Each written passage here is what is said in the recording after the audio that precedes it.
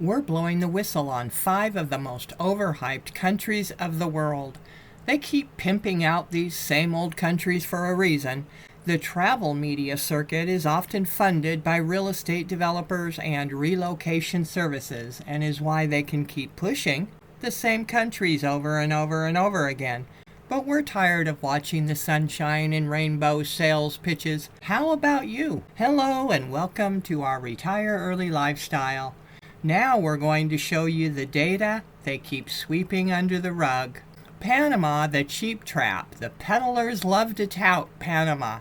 Live like a king on $1,500 a month, they say. Most of the time, they go even lower than that. I mean, we've seen $900, $1,000 in Panama. Unfortunately, Panama has been heavily hyped by the media and vloggers for 2 decades now, at least, and it's a worn-out shoe. The facts show that around 75 to 80% of expats come back home because they felt lost and lonely in Panama. Nothing new, just a different set of people and a different year. The fact is, gringo pricing is alive and well in Panama, and with the price of rentals going massively up and grocery prices going to the moon, you're going to be well over $1,500 in Panama for your cost of living budget. We got 2 opinions for the average cost of living budget in Panama right here. Here's the more generous breakdown. Cost of living for housing is $1,200 to $2,500 just for housing.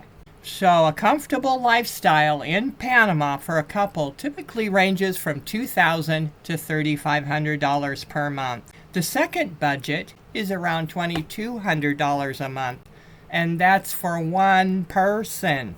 The Rams don't care about budgets for living abroad being constantly stretched in any jurisdiction. In fact, they eagerly and usually just come out and raise their figures and then market to a higher earning segment, such as big city folks. Do you remember when they were pitching to folks in Las Vegas, telling them they could replicate their Las Vegas $8,000 a month lifestyle in Cuenca, Ecuador for $2,000 to $3,000? Well, we debunked that one right away, and that was 7 years ago. So all of these live on nothing in Panama are just hooks to get you hooked. And sure, you can probably live on less anywhere on earth, as long as you go out in the boonies and subject yourself to the local riffraff, since you would be an easier target than ever before. This is not an opinion. Lots of stories of expats living out in the country in Panama and elsewhere not ending well at all. And Panama has several relocation services that hype about expat safety and tax benefits. Once we get past the hype, the reality is our viewers have noted a few discrepancies about Panama. I had recently researched Panama because it's usually the country that I see singing its praises about everything in safety. Only 2 countries in Central and South America have a lower homicide rate, and no country has a lower total crime rate than the U.S. Most YouTubers only talk. They embellish or outright lie and almost always leave out the cons. Now that we've seen the outright lies from the Rams about Panama, let's move on to the healthcare trap. Portugal. It's a mirage, the healthcare. The hype about Portugal is it has world-class universal healthcare. It's free, or almost free, for pennies. Hallelujah! Cheap healthcare in Portugal. Yeah, honey, let's move to a completely foreign country where we don't have any family, where we don't know the language and everything is completely foreign to us, for the free healthcare, or almost free healthcare. Do they even weigh the pros and cons of such a big move? The fact is, we've done the research on this before, and the Portugal healthcare system is crumbling before our very eyes, and unfortunately, the universal basic pennies on the dollar healthcare comes with very long wait times, and the system is undergoing massive budget cuts as we speak. The free part of it could end up costing you your health, or worse, your life. Portugal's healthcare system is facing challenges such as long waiting lists, high out-of-pocket expenses, and a shortage of primary care doctors. The system is struggling to provide effective access to healthcare services for everyone. The reason why they're always hyping up how great the socialist healthcare abroad is because they know your pain points. You already knew that though, right? They are exploiting your emotions, and they know exactly what buttons to push to the discontented Americans about their own health care in the USA. Look, we know Portugal has beautiful landscapes and pretty beaches, and it's hard to deny the slower, more casual pace of life, and the cheap health care, and the Portuguese are so wonderful. But some expats say they have gotten bored out of their skull real fast in Portugal. We still see most Americans coming home because they simply became lost and lonely in beautiful Portugal. That's the reality, folks, minus the hype. Now that we've told you the reality about Portugal, let's talk about the big lie these folks sweep under the dirty carpet day in and day out. The hype is that Ecuador is the world's best and cheapest retirement value. Oh yeah? Let's play the for instance game. Let's say that 10 years ago, when they were saying the same thing, crime levels were at 10. Today, when crime levels are at 20 or 30 or even higher, they're saying the same thing. What's wrong with this picture? Ecuador is lovely and the people are very special and warm, but unfortunately crime is growing like a cancer, which lessens the value of a lower cost country greatly in our book. We warned people 6 years ago when we were living there that crime was on its way up and was going to get out of hand, and of course we were booed by the local expats. But maybe you're the type that doesn't care about soaring crime. For you, maybe that Ecuador is cheap is all that matters. Sure, when we compare prices to that of the USA, of course it's going to be cheap. But when you live in Ecuador, you don't live in the USA. The other fact is Cuenca is going through some trouble and crime as we make this video. I touched on the drone surveillance by the criminals a little bit in our last video, so you might want to go take a look at it for more details if you haven't seen it. But the bottom line is they're casing out expats' homes now using drones. There's mucho street crime, robberies, and home invasions all up significantly in Ecuador. We know the hype. It's safe. But we're not the hype. We're going to tell you how it really is. We're sorry about that, but it's not in our personality to lie. Ecuador, like Mexico, underreports crime, so you have to be aware of that too. And of course, there are always honest expats ready to tell you what's really happening on the ground in Ecuador, and we are grateful and thankful for that. Yes, we recommend this video so you aren't hearing it from just us all the time. Watch the video. You'll find it quite enlightening. And finally, one of our viewers recently commented on crime in Guayaquil, Ecuador. My study abroad host family in Cuenca, Ecuador warned me about dangerous Guayaquil crime back in 1982. One retire abroad video I saw claimed that it's just that Cuenca locals are overreacting because they're not accustomed to crime happening in their country. No, it's just that those YouTubers admitted they don't speak Spanish. Are they only listening to other expats who are in denial? Well, that's a really good comment, and we agree with this comment. If we don't know the language and can't converse with the locals, how do we know we're getting the real skinny on anything about Ecuador?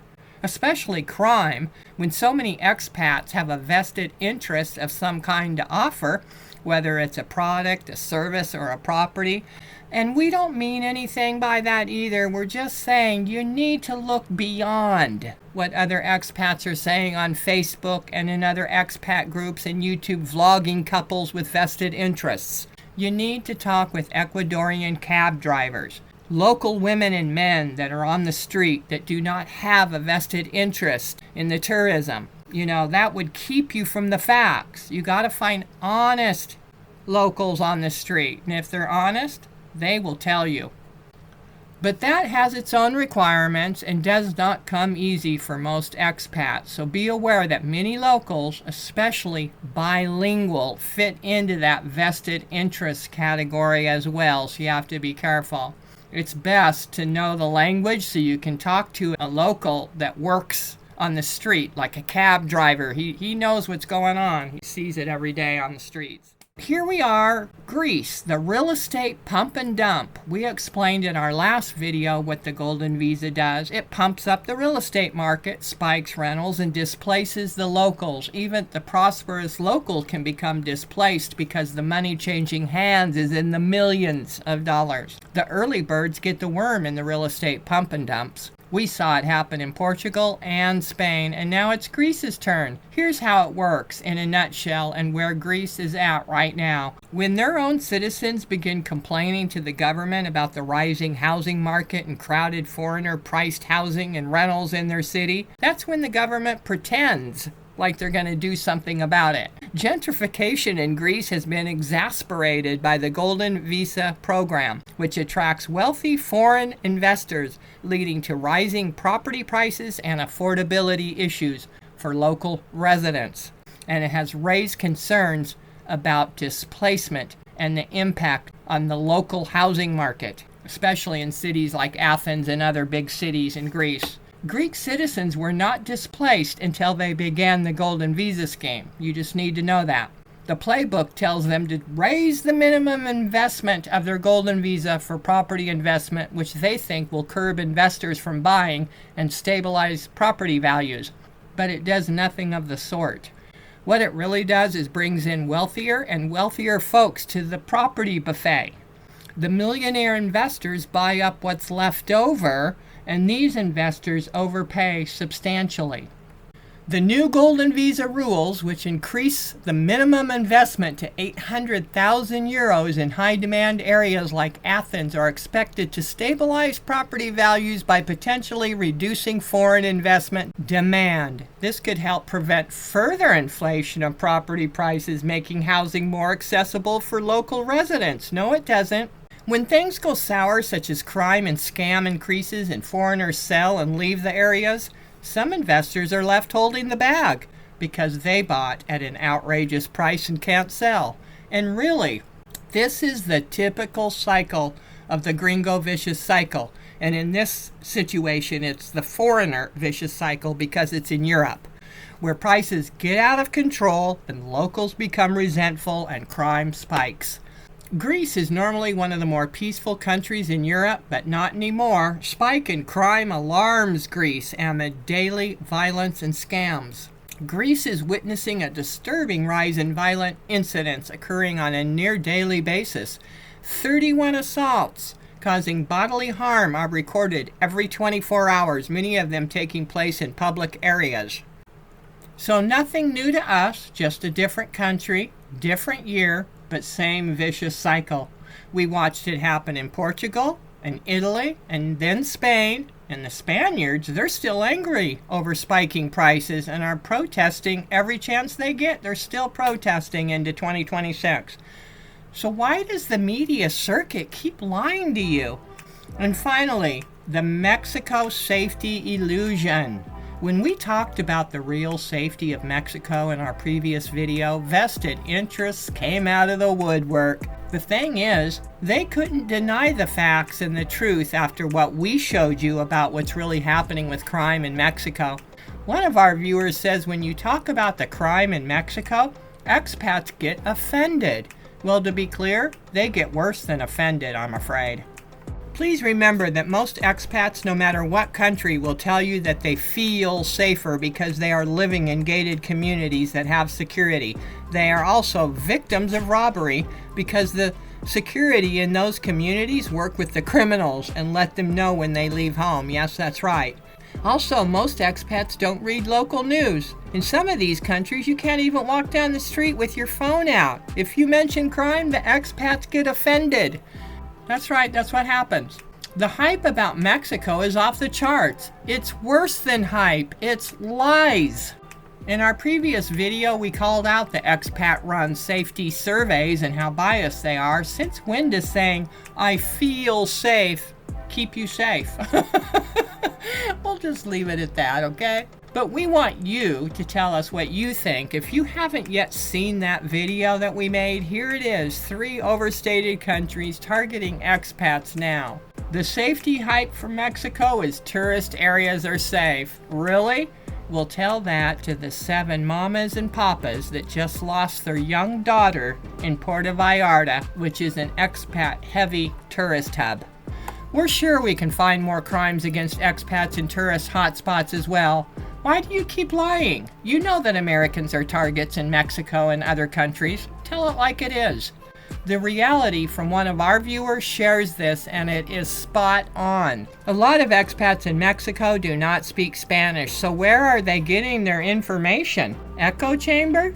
And you make a great point that these expats live in tourist destinations, which are where the cartels have a vested interest in keeping a low profile because they own the resorts.